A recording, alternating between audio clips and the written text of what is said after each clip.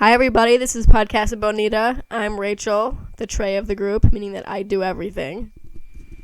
And I'm Shirley, the Matt of the group, and I just show up. And today I'm showing up to talk about our top 10, our personal top 10 favorite songs. This is going to be kind of a different type of top 10 because Rachel and I would never be able to decide. God, turn your shit off, Rachel. Sorry. Rachel and I would never be able to decide on a cohesive top 10 list between each other. There are too many good songs, and there's no way we would ever be able to compromise on these. So I've got my own top 10 list, and Rachel's got her own. There are going to be a couple intertwined songs, but for the most part, we complied our list and found we had some pretty vast differences. It was difficult to narrow down, though.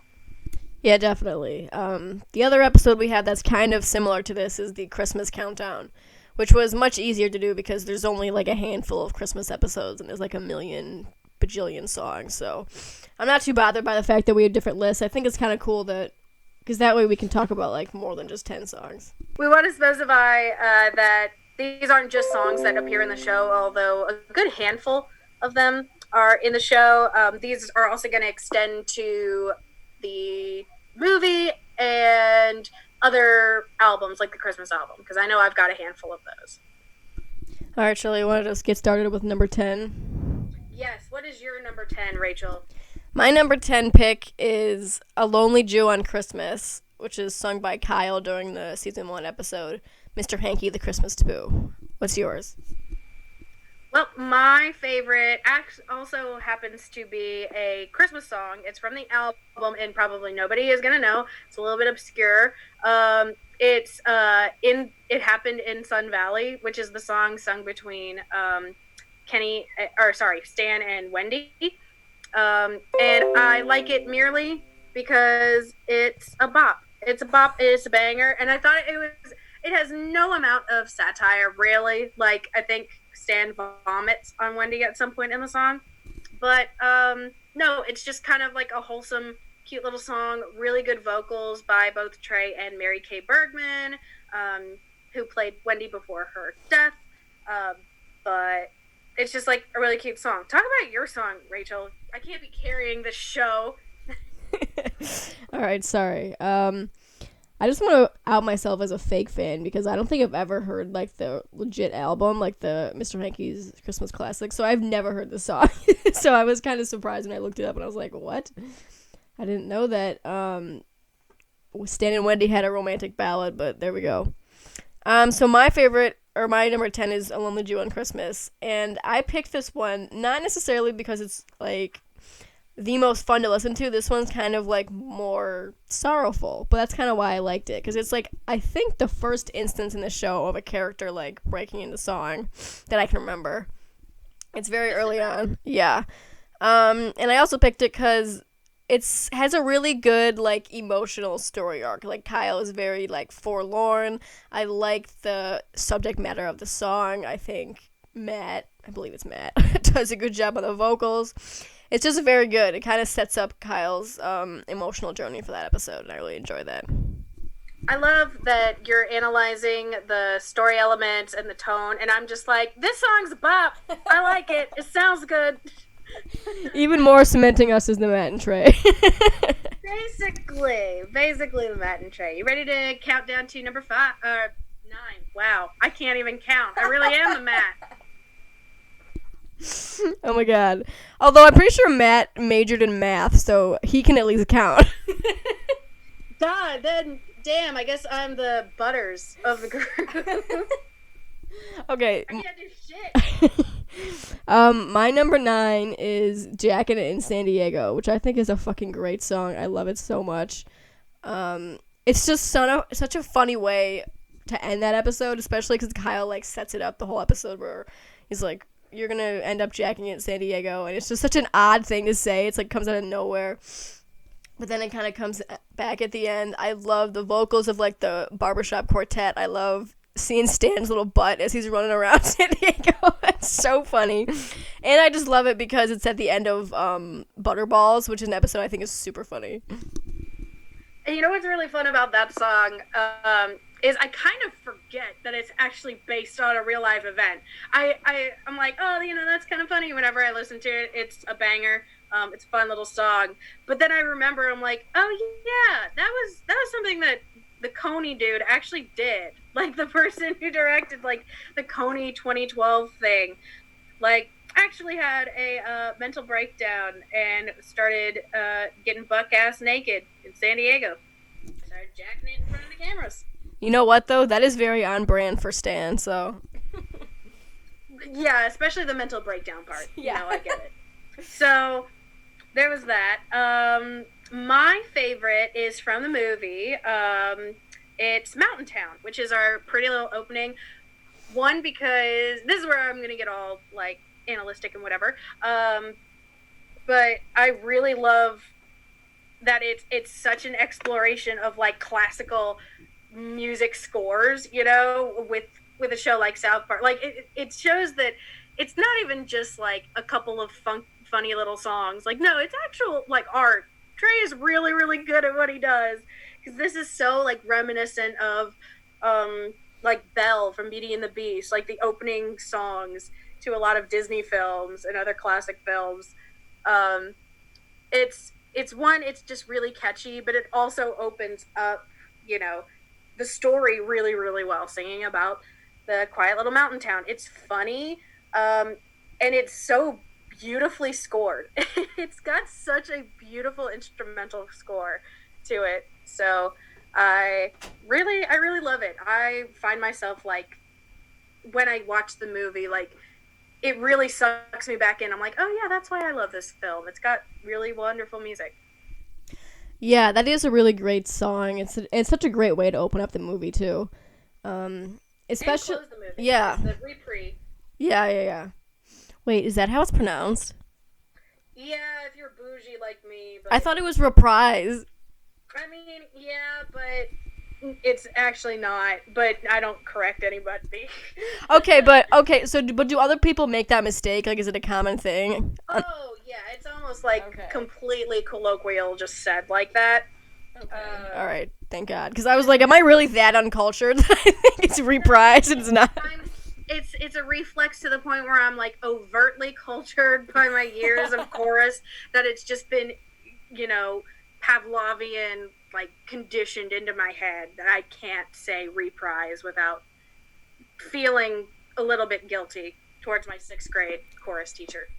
Okay, well, I don't feel that bad anymore. But yeah, really just I love the lyrics and the vocals, and I just love the way that, like, the movie and the characters are really set up in this song, especially through Stan narrating. And I really like to see the characters and the town and everything through Stan's eyes, where he's like, he gets so excited, he wants to go see the Terrence and Phillip movie, he talks to his mom, and then it kind of goes through different characters and their moms, and it's really, really well done. Yeah, it's a really big number itself. It's not just this tiny little song that gets, like, a passing glance. It's orchestrally, like, I don't even know if I'm saying that right. It's beautiful. It's got an amazing, like, winds brass section that's kind of on a high budget level there. And each of the characters kind of gets to sing, so you get a lot of variability in that song. So I like all the different narratives. Yeah, and they do a really good job of setting up every character, I think. Mostly the main boys, because they're the ones that matter the most, where it's like, I kind of watch it and I'm like, I think that if I didn't watch South Park and didn't know much about it, I think this is still a good introduction to each character, because you kind of get to know them through their little lyrics and everything, even though we spend, like, such a short amount of time with each of them. Also, good song sound good, so yeah. It's on this list. You ready to go on to our number 8? I sure am. My number 8 is The Circle of Pooh, which is sung by Mr. Hanky and his son Cornwallis, which I just realized why it's so funny that his son is named Cornwallis. And that one was in A Very Crappy Christmas. I love this one. One, because The Lion King is, like, my favorite Disney movie. And The Circle of Life is a freaking bop, and this is also a bop that's about poop, which makes it better. And then by default. Yeah, definitely. And I love the humor of it. especially the point where Mr. Hankey's singing and then Cornwallis comes in with the deep bassy voice. I think it's so funny. And it really is Totally a tenor. Don't you even start. Oh god, never mind.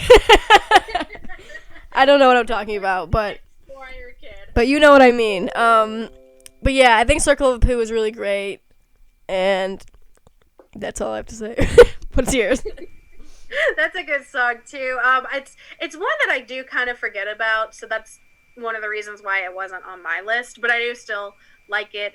My number 8 is Minorities. There are too many minorities.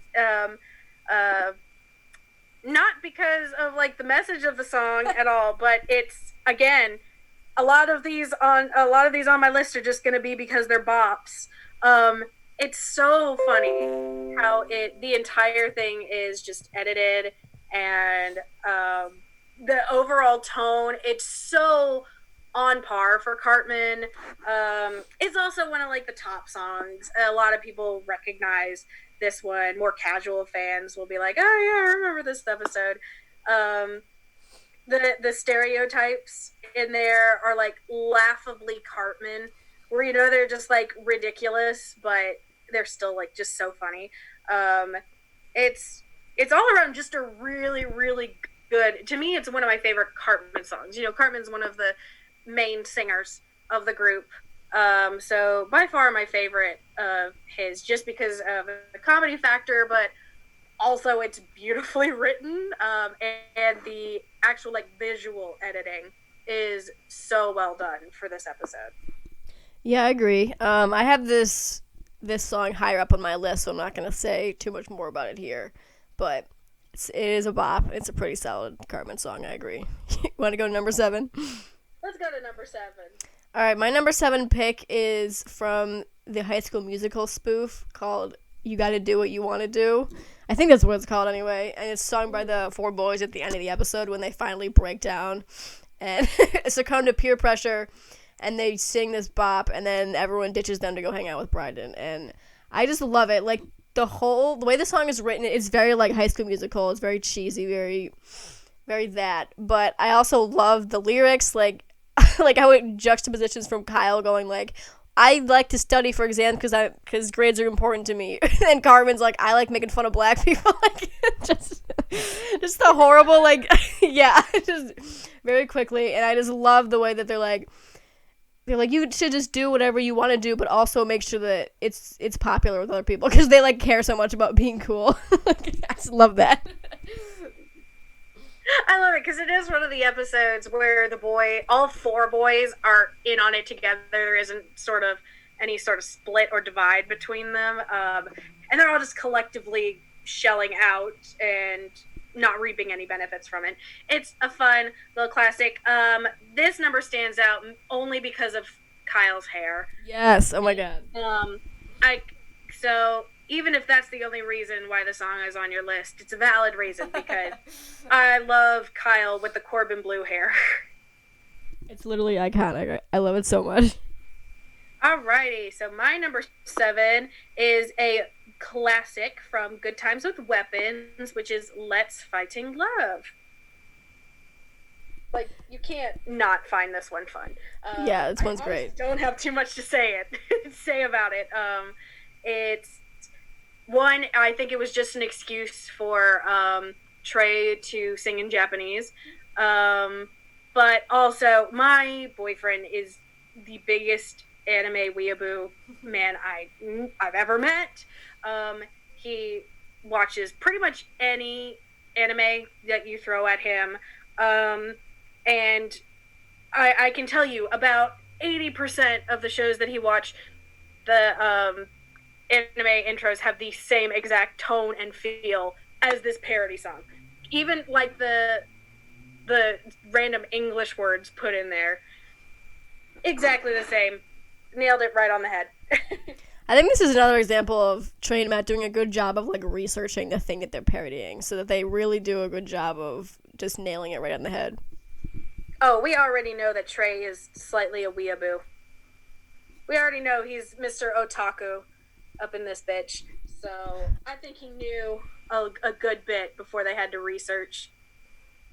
I don't know what those words mean because I'm too cool for that, but I want to move on. This is just reminding me. I have to say this. I remember when I was like young in high school, my early days of Tumblr. I actually got anon hate mail, and I got bullied because I wasn't weeaboo enough to jokingly call myself a weeb. And I also had someone email me and say, "Don't talk shit about Inuyasha, bitch." And I wish I had framed that. So yeah, I love getting bullied by the weeaboo community. Yeah, they're easily like one of my best memories of all time. I deserved to be bullied by the weeb community. Hold on, you get cyberbullied by the anime kids? Why didn't you ever tell me about this? They were literally gatekeeping me from. I remember because it was when Attack on Titan was really big, which by the way I still fucking love. I love like a good bit of anime. I'm not like crazy fan, but I was just like joking because I was just like, well, I caved and bought myself an Attack on Titan poster. I'm such a weeb, lol. And then somebody sent me an anonymous like hate mail on Tumblr saying, you say you're fucking weeb, but you really only watch bandwagon shit. How dare you? Like, nearly word for word. Oh and God. Then somebody also messaged me saying, "Don't talk shit about Inuyasha, bitch." And I wish I had them framed, but alas, I've lost them both. What if you found out that the person who cyberbullied you anonymously was actually your boyfriend 10 years ago? Wouldn't surprise me. He fucking loves Inuyasha. It would be kind of a romantic story if you think about it. Oh, most definitely. But no, he's far too nice to. He's accepting. True otakus and weeaboos know that anime's for everyone. All right, let's move on to the American anime South Park. My number 6 pick is Uncle Fucker, sung by Terrence and Phillip in the movie, which is such a great song. I mean, I don't even know what to say about it. It's so funny. The high energy that Terrence and Phillip sing about fucking their uncles is hysterical. It's just, there's farting in it. There's Uncle Fucking. You're like, what more can I say? Yeah, I don't really have much to say about that one either because it appears later on my list. But I'll put more detail into it when we do that. But put a pin in that one. Oh, fuck. What number are we on now? Number 6. Okay, 6. Cool. This one's fun. It's Boogers and Cum. Boogers and Cum. Yeah, that one. Or it's, I've heard some people title it the Yelper Special song. Obviously, I'm going to call it Boogers and Cum. This one is on my list. One, because it has, like, a lot of cool elements about it that when we discussed doing this episode, immediately this is, like, one of the first songs to pop into my head. Like, oh, yeah, this is definitely on my list. I remember watching You're Not Yelping, which was, like, just a wonderful golden nugget in the cesspool that was season 20. I think it was season 20, right? Yeah. Because that was You're Not Yelping. I don't know. Somebody will yell at me in the comments for that. I think it was 19, actually. Was it? Yeah, it was 19. Well, again, cesspool of garbage. One golden nugget. I just remember watching that episode for the very first time and wondering how they were going to finish off this, like, hilariously funny episode. And, of course, they just outdid themselves with this wonderfully catchy but also hilarious number. And I'm sure I've never worked food service, but I've worked a lot of retail and just any sort of social interaction. If I could spit in somebody's makeup, sometimes I just wish I would have. But no, this is a really fun like nod to the service industry. I love it for that reason. I love it because it's super catchy. There's also really cool fun facts about it where a lot of the alum from the original Book of Mormon cast, Rory O'Malley and others, came back to sing the backup for the song, so that's really cool. And also Matt and Trey mentioned in their commentary about it that a lot of the kids were singing it because it was just catchy and they didn't understand the lyrics, so I'm all for it. Just 10 out of 10. Wonderful song. Yeah, I agree. It really is a great one. It reminds me a lot of Jackie and San Diego. I feel like they kind of sound similar, and they both kind of like round off really good episodes. That's very true. Very, very true. Ready to move on? I certainly am. All right, we're at the halfway point. Are you excited? Oh, God, I'm excited for us to stop talking because I'm already sick of myself. All right, number 5 for me is Up There, another song from the South Park movie. This one is sung by Satan, and this is one of my favorite songs of the whole soundtrack. I just love the vocals that Trey sings this, right? Yeah. I don't know. I just love his impersonation of Satan with the deep vocal, and then he goes super high at the end, which is really funny. And I don't know, I just love the song, how it's very emotional, how Satan is, like, longing to go up on Earth where everyone is happy, and... It's basically part of your world, but for Satan. Yeah, basically. And I also love the line, what is it? Or, like, everyone dreams and I can dream too, or something like that. I think that's really emotional, and just the way that Trey sings it is so good, and it's so entertaining, but also very kind of heart-wrenching. And so I really like it. That's a good song.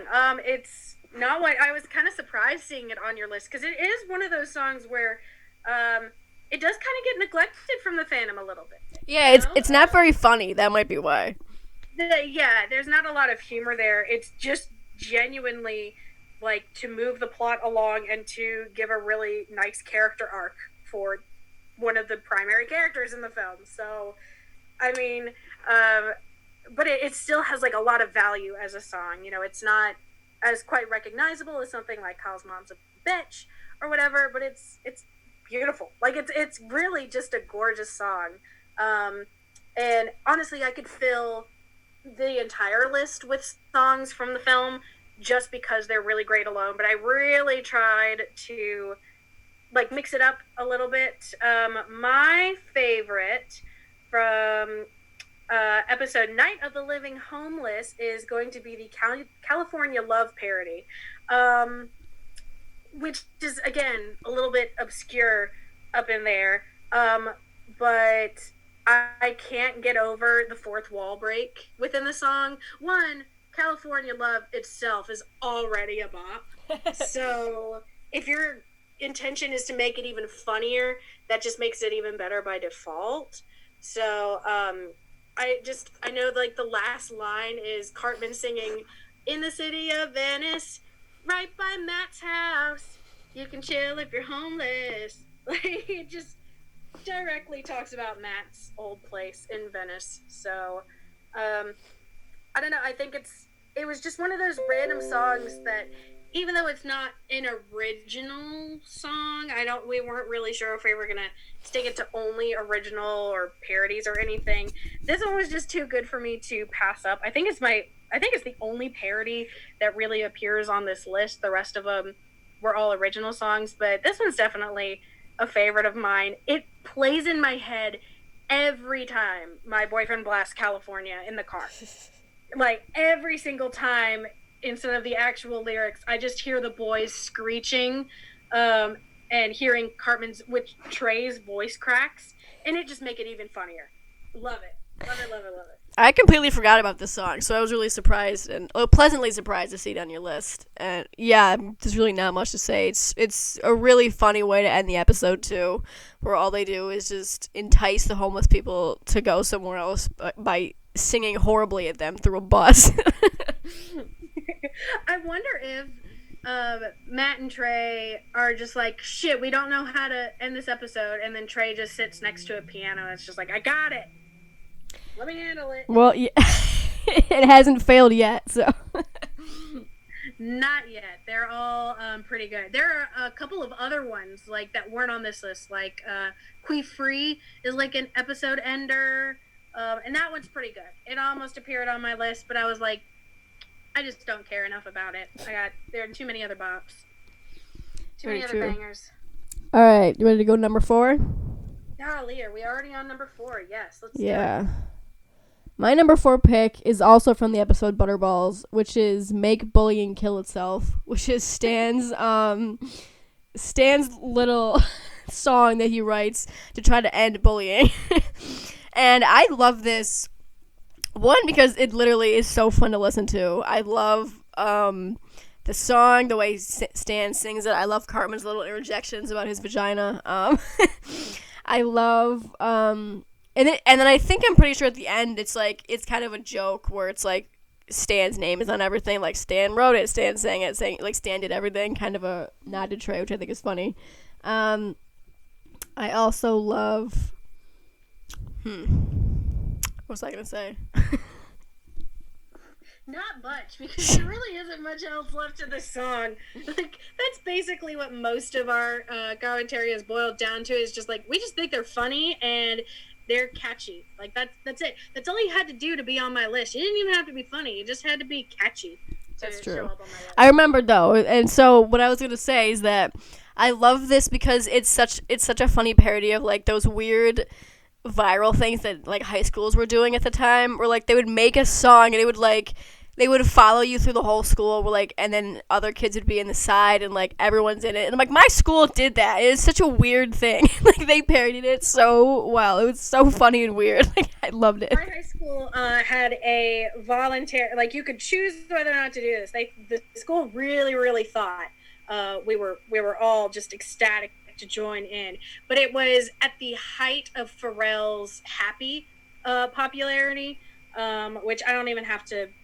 hum a bar for anybody to recognize that song, but it was at the height of the craze, and they're like, we're gonna do an inspirational thing, so we're gonna try and have all of our students, you can come in if you want, but you know, we have to keep our numbers down, so it's first come first serve. No one showed up, so they had to beg teachers to do it. So the next day on like the morning announcements, we just see our poor like history teachers just like finger gunning down the hallway to Pharrell's Happy. So you know, that's my high school energy.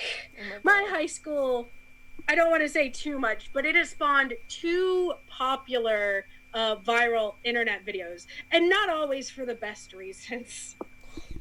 All right, no, I'm not going to say what those viral videos are. I do not want to out myself. You want to say your number 4 pick? Yes, I guess I will.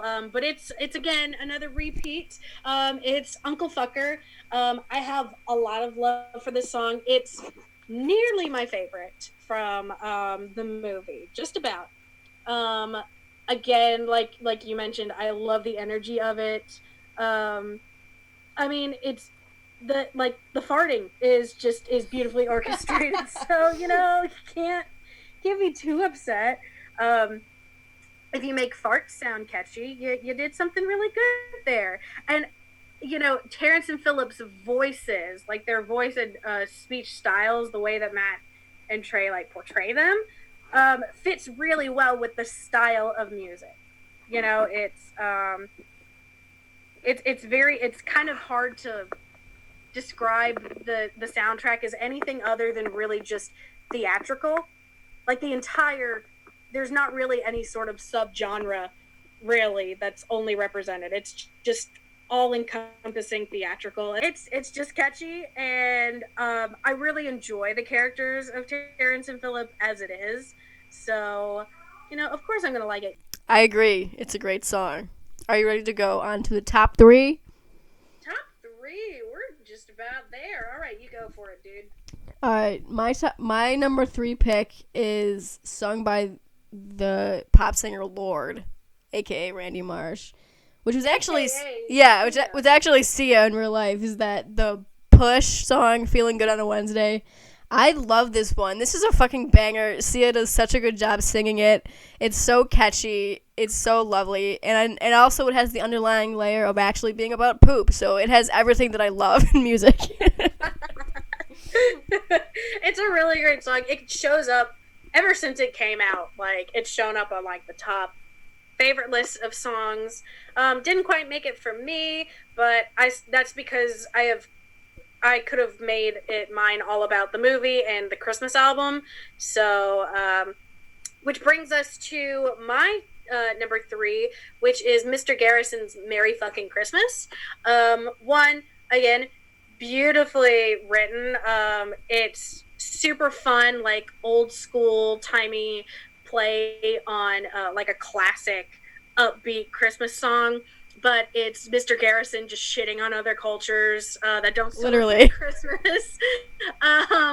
And I also find this funny, not because I actually, relate with Mr. Garrison's messages, but I grew up in the Southern Baptist South. I very repetitive there, but yeah, I grew up around a lot of that mentality. So just hearing it embodied in a song like that was just something I really, really felt a connection with. Really felt my spirit move with that one. But it's really funny. I love how he gets even more progressively angry. So that by the time that he gets to the Shintoist, he's just screaming into the microphone. And yeah, it just sounds really good. So definitely my favorite in the Christmas album. Yeah, that one is pretty funny. I mean, looking back on it, I can't remember anything other than him yelling "Merry fucking Christmas," but that's probably because it's been a long time since I've seen the episode.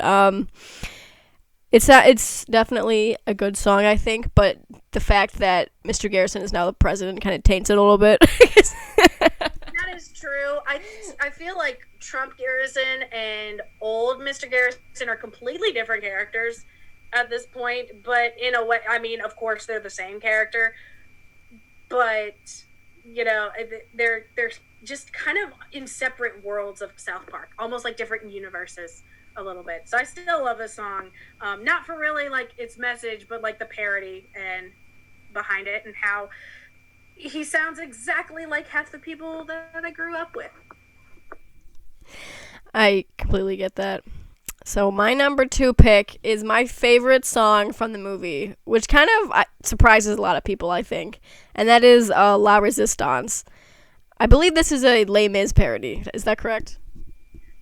Yeah, I don't think it's ever been like explicitly stated or whatever, but it's very reminiscent of Les Mis, and with Trey being a big old theater nerd, and I'm pretty sure he's like a huge Les Mis fan. He's seen it like dozens of times. Would not surprise me if this is heavily influenced by that song. Do you hear the people saying or something like that? Yeah, so I love this song just because I love any moment in a musical where all of the other characters are all like singing their chorus of their own song, and it like kind of just it's kind of like all throws them all in together, and that's very much what this is. And it literally has like Gregory kind of like trying to incite the kids to be all work together and resist this new thing. And I love the way that all the different characters in their songs are like meshed together. The energy is great. All the different characters. I don't know. I just love it so much. It's my favorite song in the movie. It's very reminiscent. Well, actually, Man Up is very reminiscent of this song. Man yes. Up is kind of an example of those type of medleys. So very popular with Trey. But no, it's 100% like classic. It's one that a lot of like really hardcore fans like us are really, really drawn to. I remember there was just this really cool thing a couple of Tumblr users did. I remember I didn't eventually end up taking part of it because I had a lot of things going on at that time. But I remember like forever ago, a bunch of fans organized a fan version of the song, which was really, really cool. Like brought a lot of the fans together, and the person edited it. If we can find that video, I'd love to like it. Oh yeah, I remember that. I don't think I ever ended up listening to the final product, but I'll have to go look for it. I did, and I remember it being like incredibly well done. Like nobody made any money off of it, so like it was just purely a passion project. But it's really, this song is like really represented. It strikes a lot of chords with a lot of South Park fans because it's just kind of a classic. Again, it brings all the characters together. And I don't know, I always think the second I saw that, my mind immediately was drawn to that cute little video. If we can find it, I totally want to put it up because it was so clever. It was so well done, and it was really just from people who really liked South Park and wanted to do something with South Park. Yeah, absolutely. And I would love to maybe find the person who put it all together and either have them on the show or maybe do an episode about them, because I think that's really a great representation of how cool and talented South Park fans are. Like, just look at all of like the fan animations or fan art and even just dumb fan fiction. Like, we're all, not to toot our own horns, but we're all really talented. There are some really talented people, and I feel like talent shows up mostly in like fandom settings. You know, you can find true talent just by like fan art, you know? And so, I mean, we've actually talked about doing an episode. Sorry to go off on a tangent, but we've talked about doing an episode about like the different types of South Park fans, you know, and differentiating them. That's probably a while in the future, but if you'd like to hear about that or have an example of types of South Park fans that you want us to talk about, we certainly have a growing list the more we talk about it. But yeah, I guess with that, I'll say my number two, which was, you know, it's just classic. I couldn't leave it off the list. I love it so much. It's Finger Bang from Something You Can Do With Your Finger, and it's actually reared its head a couple times in the show. But Yeah, it came back very recently. yes, it did. And again, that's why it's definitely on the list, because it's one of the most like well-known of the South Park songs. It's so fucking funny, and it's just catchy. It's really fun. I love how it's just a parody of, you know, classic boy bands. I love that it's a running joke also, so it has that really nice like legacy, longevity. And I just couldn't leave it off the list. I loved it so much. Like, and the more I kept thinking about this list, the higher that song kept crawling upwards. And yeah, it's just cultural reset right there. Yeah, definitely Finger Bang is like one of the only boy bands I want to come back. Yeah, I definitely agree with everything you said. Basically, it's funny, it's catchy. I also love the like the implication that it's like, oh yeah, boy bands all sing about like romantic stuff, but all their fans really want is just to get finger banged by them. And you know, let's get finger bang on the Masked Singer or some shit like that. Like all Oh my God. washed up boy bands. But I just really love this episode in general. So this song most definitely had to come up on my list, especially like way up there at the top. Because sometimes when I think about South Park songs, you know, finger bang bang you into my life will like play. That one will get stuck in my head all the time. It'll just appear out of nowhere. So I guess you could say I'm thinking about finger banging a lot. At any given moment, Finger Bang is playing in Shirley's head at full volume. Any given moment. I feel so bad for the mind readers of this world. I feel so bad. Oh, you ready to move on to number one? Yes. All right. Can I get a drum roll? No. Oh, okay. All right then. A little lacklustery. My number one has already been mentioned, and it was "Minorities at My Water Park," sung by Eric Cartman in the episode P. I love this episode in general, but I love this song so much. It might be mostly because of a nostalgia factor, because I remember when I first listened to this song, it was like right when I was first getting into South Park in middle school, and I loved it so much. I mean, I still love it. It's so funny. Again, I'm not endorsing the subject matter, obviously, but just I love the way, like the different ways that Cartman is so disgruntled by all the different minorities at the water park. I love that he's mad. Like, he's mad that the freaking the rules of the line of the rides are like in Spanish. That like tickles him so much. He gets so mad. I love the way Trey sings it too, because Cartman sounds so like forlorn and so upset about something that's so stupid. It's just, I don't know. I love this song. It's definitely the best Cartman song. One of my favorite songs they've ever done. Sorry, it appeared on my list before. But again, like, it's such a fantastic song. Everything you said about it is reason enough to have it on the list in general. It's on a lot of people's lists because it's so memorable. You know, there's all the reasons that you gave is what makes it something that we remember. People don't even really always remember what the episode is. You know, they just remember this song because it's just so well done. It's really funny because of how out there and overt it is. Yeah, I think just the one line, like the line where Cartman sings, "The lazy river has never been lazier." I think it's so funny, and it really summarizes everything I love about this song. Just that one line is like, one, it's so stupid but so funny.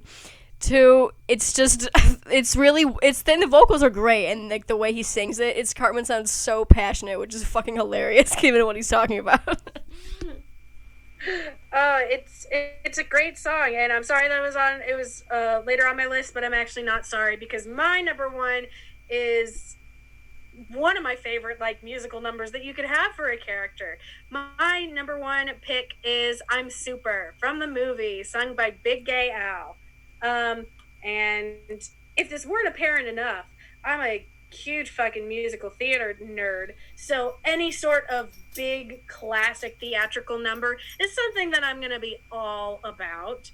And this song is fantastic. I'm a little bit bummed that we never got to hear Matt actually sing it because, fun fact, Trey is the one providing the vocals for Big Gay Al, when normally Matt, does the speaking part for Big Gay Al. Apparently they had tried because in interviews, Matt said that he was super, super nervous to like actually sing this song, which I don't blame him. He himself has said that he's not like the greatest singer. Trey's more of the musical of the two. So I'm a little bit bummed we never actually got to hear Matt sing it. I think he's a little bit hard on himself. I think he would have done a good job, but it is again a bit more of a challenging song. It's a pretty like tenor song, and I just love it. I love the visuals of the song as well, but honestly I can just listen to it by itself. Like that final buildup of the number is just so classic and so fun. It's hilarious, and I don't know, I love everything about the song. It doesn't have like any sort of controversial message or whatever. It's just a really fun outlet for Big Gay Al to sing about being gay. And I feel like all of us queer folk we just need an outlet to sing about how gay we are. So, that's why it's number one on my list. Also, fun fact, I've had a lot of these little anecdotes, but this one actually is relevant to what we're talking about. When I was thrift shopping with a couple of my friends, we found an old copy of it was a promotional CD, so it actually should have never been in the hands of a regular consumer, but since we were thrifting, I got it for like $5. It was the South Park Bigger, Longer, and Uncut promotional CD with unheard songs. So, we got that, and funny enough, RuPaul herself did not necessarily a cover of "I'm Super." It was just a really shitty, like, kind of knockoff of the song called "Super." But yeah, it was on the South Park Bigger, Longer, and Uncut promotional album. I haven't actually looked at it compared to like the one that was actually released, but maybe it's already on there. But no, RuPaul actually had a song based off of that number. They sound nothing alike, and Big Gay Al is far superior, and I would assume less transphobic. But yeah, fun little fact. Maybe I'll have to steal that CD back from my sister and upload some fun little tracks. RuPaul wants what Big Gay Al has. Big Gay Al walked, so RuPaul could also walk and discriminate against trans women. So RuPaul could walk the trans movement back of a couple years. Exactly. I feel so bad for the South Park fans that are listening that have no fucking clue what we're talking about. But back to something that you probably do know about. That's our top 10 list of songs. I am certain there are some songs that we miss that are, of course, like cult favorites, but that's what comments are for. We'd love to hear y'all's favorite songs. basically from any of them, even like send us some like Book of Mormon or cannibal songs. I think we also wanted to maybe do a podcast about our favorite Book of Mormon songs. So we like talking about music. There's nothing else for us to do right now. Yeah, luckily for us, South Park has a lot of music to talk about. So definitely, if you have different opinions or if you have opinions about our opinions, make sure you leave them in the comments below. We'd love to read them. We do. Even if they're mean, we still like to read them because then we'll eventually make fun of them. All right, it was nice hanging out with you guys again. I hope you're all staying safe and healthy during quarantine. Bye-bye, everyone. This is Rachel. And this is Shirley, and we will see you guys, or not see you, or hear from you, but figuratively speaking, we'll see you guys next time.